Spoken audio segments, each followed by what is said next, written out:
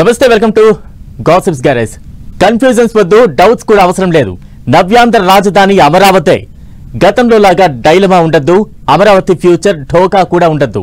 ఈ టైంలోనే అమరావతికి పగడ్బందీగా పునాది వేస్తున్నారు సీఎం చంద్రబాబు. రాబోయే రోజుల్లో ఎవరు అధికారంలోకి వచ్చినా రాజధాని విషయంలో డిస్టర్బెన్స్ లేకుండా ప్లాన్ చేస్తున్నారు. అమరావతికి కేంద్రం ఆమోద ముద్ర వేసేలా ప్రాసెస్ జరుగుతోంది. త్వరలోనే మళ్లీ అమరావతి పనులు మొదలు పెట్టేందుకు రెడీ అవుతున్న కూటమి సర్కార్ ప్రధాని మోదీని ఇన్వైట్ చేస్తోంది. అమరావతికి ఇక డోకా లేదా? రాజధాని పనులు 3 ఏళ్లలో కంప్లీట్ చేయడం పక్కానా?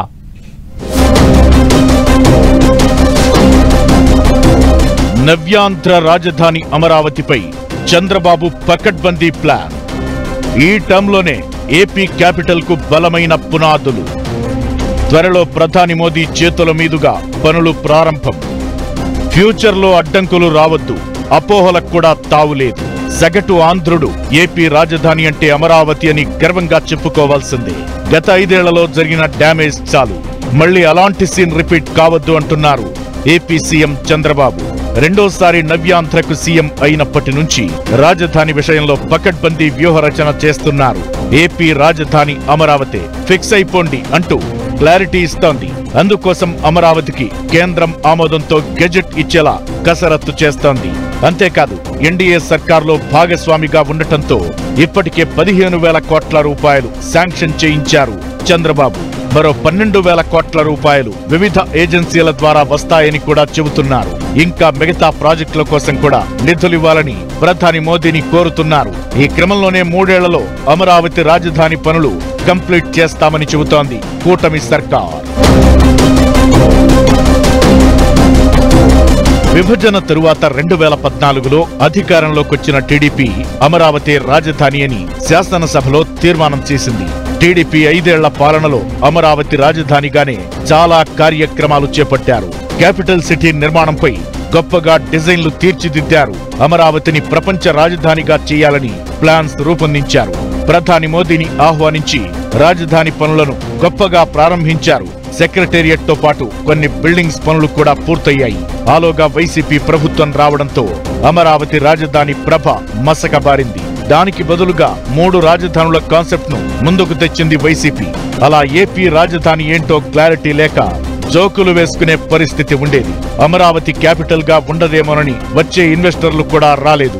గతంలో చేపట్టిన ప్రాజెక్టులు మూలకు పడ్డాయి. ఓ రకంగా క్యాపిటల్ సిటీ కల తప్పింది. 2024లో తిరిగి కూటమి సర్కార్ అధికారంలోకొచ్చాక అమరావతి రాజధాని పనుల మీద దూకుడు పెంచింది. రాజధాని అమరావతి ఏరియాలో జంగిల్ క్లియరెన్స్ పనులు జెట్ స్పీడ్ తో పూర్తి చేసింది. త్వరలోనే మళ్లీ అమరావతి పనులు మొదలు పెట్టేందుకు రెడీ అవుతోంది కూటమి సర్కార్.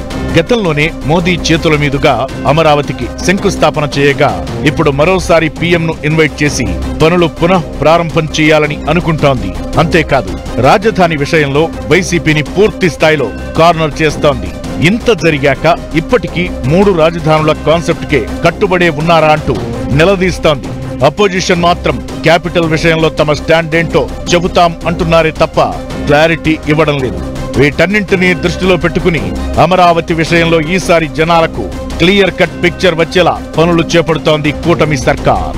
ఫ్యూచర్ లో ఎలాంటి కన్ఫ్యూజన్, క్లాషెస్ లేకుండా అమరావతి రాజధాని అని అందరూ ఫిక్స్ అయిపోయేలా పక్కా స్కెచ్ ను ఫాలో అవుతున్నారు సీఎం చంద్రబాబు.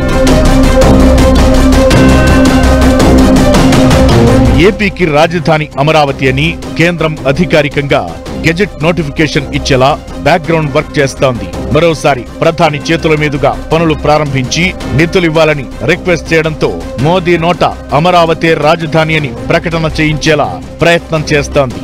అప్పుడు ఇన్వెస్టర్లకు, పారిశ్రామికవేత్తలకు, ప్రజలకు అందరికీ ఓ క్లారిటీ వస్తుందని, ఇక ఎవరు అధికారంలోకి వచ్చినా, ప్రభుత్వాలు మారినా అమరావతి దానంతటదే డెవలప్ అయ్యే సిచ్యువేషన్ వస్తుందని భావిస్తోంది.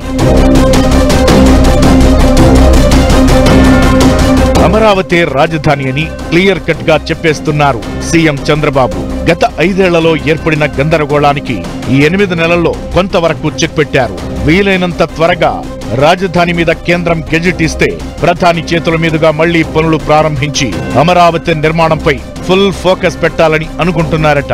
ఫ్యూచర్లో రాజధానిని మారుస్తారేమోనన్న ఊహాగానాలు అనుమానాలు రాకుండా ప్రతి విషయంలో చాలా కేర్ తీసుకుంటున్నారు సీఎం చంద్రబాబు. అమరావతి ఫ్యూచర్ ఎలా ఉండబోతోందో చూడాలి మరి.